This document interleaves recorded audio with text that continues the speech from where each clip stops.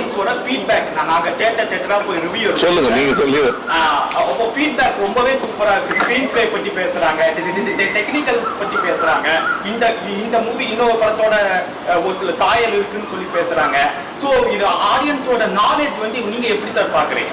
இல்ல ஆடியன்ஸுக்கு தெரியாதுன்னு சொல்றது, ஜனங்கள் இப்படித்தான் சொல்றதெல்லாம் இயலாதவரின் கூற்று. அது நான் சொல்லவே மாட்டேன்.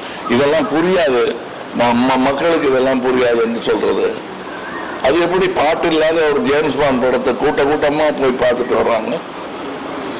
பாஷையும் புரியாமல் நல்ல டெக்னிக்கு தமிழனுக்கு புரியாதுன்னு சொல்றது ஏற்றுக்கொள்ளவே முடியாது. மொழியே இல்லைனாலும் தமிழர்கள் நல்லா இருந்ததுன்னா பார்ப்பாங்க. நான் சின்ன பையனா இருந்த போது செம்மீன் ஒரு படம் மொழி மாற்றம் கூட செய்யப்படல, சப்டைட்டில் கிடையாது. நான்லாம் 2 வாட்டி பார்த்தேன். எதுக்காக பார்த்தேன்னு இப்ப